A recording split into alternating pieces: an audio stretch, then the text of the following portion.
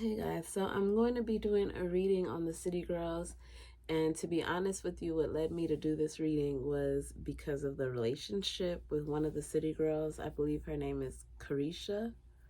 I hope I'm pronouncing her name right, but she's in a relationship or situationship with Diddy.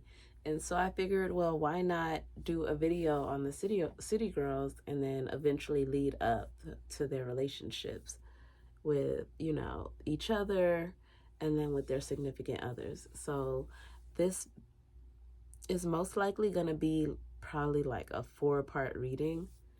Um let's see where it goes. I've already had some intuitive hits about the City Girls, and let's see if my intuition is right through the cards.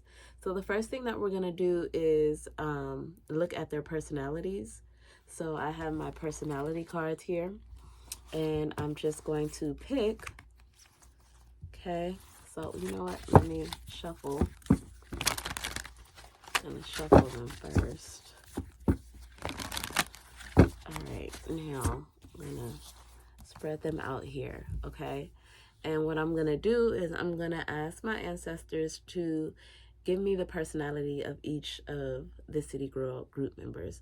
So first one I want is JT. Okay, so that's JT personality, one of her personality traits. And this is going to be Carisha's. Okay, so let's see what we have here. Visionary. So JT is a visionary. Okay, it says envision what is not yet conceivable to others. Willingness to proclaim a vision without regard for personal gain. So what I get from that off the bat is JT is a very selfless person. She thinks about the whole group first. And what I mean by is her and Carisha, she thinks about them as a unit first before she just thinks about herself. So she's not a greedy person. She's actually very fair. And she comes up with a vision that she has for herself, and she feels like the group can go very far in their career. She has very high hopes, and there's a lot of ideas. Sorry, guys. There's a lot of ideas that she has that she would like to bring to fruition. Okay? And what I'm feeling intuitively is that she's felt conflicted because at times she feels like her ideas aren't being heard, and she basically has to take the back seat, and Carisha, certain things that she's saying should go a certain way, and they do go that way. And JT, in order to keep the peace, doesn't say much. She just lets it pass. So, but what I'm getting, because that was her first card, is she is the true visionary of the group, and if they allowed for her ideas to come to fruition, it would be a hit. All right, let's see. Oh, okay. This one I got in reverse. Delusional rapport with the divine. So I got mystic. So Carisha could be very spiritual. You know, she does believe in a higher power. She does believe that that is the reason why she's at the point where she's at. But it came in reverse, so it's also saying that she can also get delusional in her spiritual practices. So it kind of leans on saying, you know, she's become less gratuitous, which is like, instead of being thankful and grateful, she's like, well, you supposed to give me this type of thing. So she needs to go back to the roots on remembering how she got there and the faith that brought her there. That's what I'm getting from this. But she's very spiritual. She's very intuitive, which is very good. But sometimes she can allow for illusions to come and seep in and not listen to her intuition as she should. All right?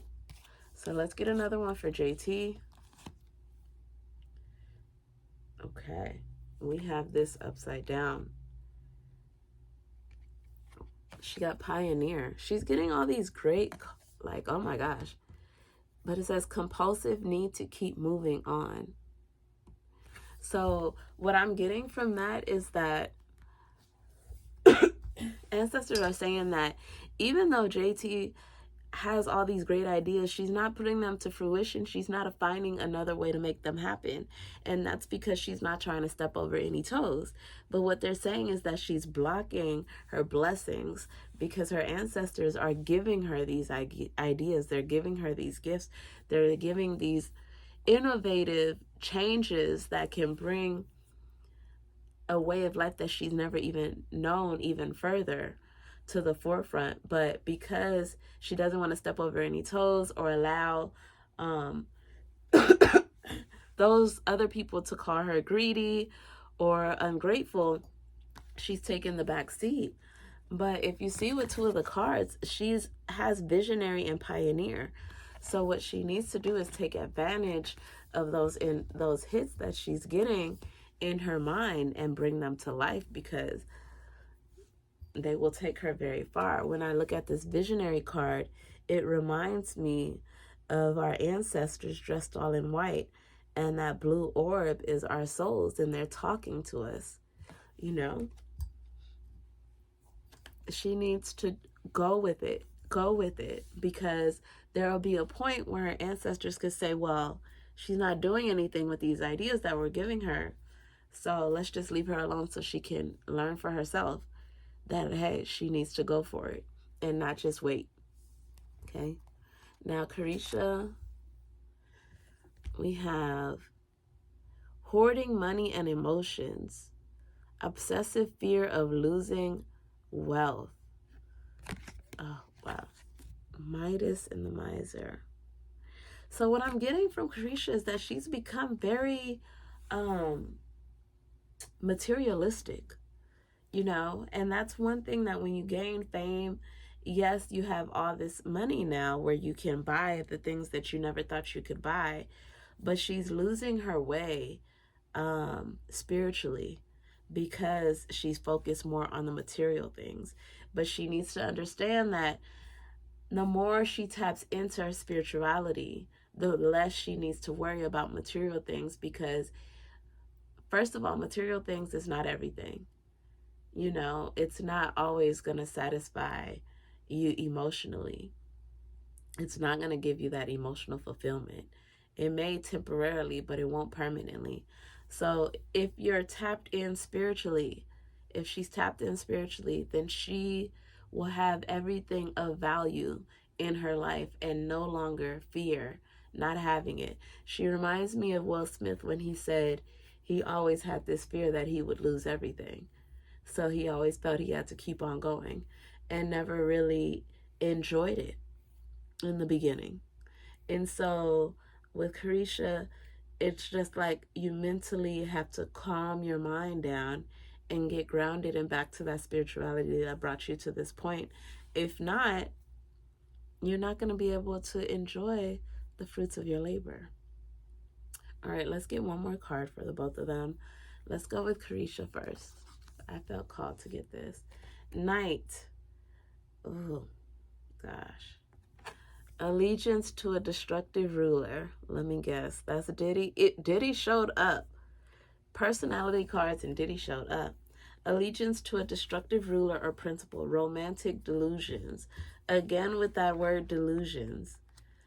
Oh, gosh. I don't know what it is that Diddy does, but he puts females in a situation where they feel like things are going to go far with him. I don't know if he's telling them lies or what, but they really feel like he's the knight in shining armor until he shows them that he's not. So I feel like ancestors are putting it all into perspective, and they're saying that with Diddy coming into her life and them getting closer and closer, she's getting farther and farther from herself. So that I feel like this is a warning to stop it, because this is not the one. This is not the one. All right, let's go to JT. slave. I'm not surprised that this is here, because think about the word slave, right? It's someone who is constantly working, and not getting paid, being taken advantage of, you know, worked till they're damn near, you know, dead out, and they still have to keep going. And so it says, giving your willpower to an external authority out of fear of making your own choices. That, see, guys, these last cards are putting it all into perspective on both sides. With Carisha, she got the Knight, which is talking about delusional romantic situations. And then with JT, she has the Slave, which is talking about being fearful of going on your own, of putting those thoughts into fruition, of making things happen for yourself, because you don't know if you're gonna succeed or fail. She's afraid of failure, so she'd rather go at it with someone else than to go on a limb on her own and be left basically losing. But that's not the case. She has to bet on herself, and once she bet on herself, she won't regret it. It'll go exactly how she wants it to go. Okay, so they're basically saying that JT needs to stop. Why is my alarm coming on? Sorry, guys. Let me turn this off.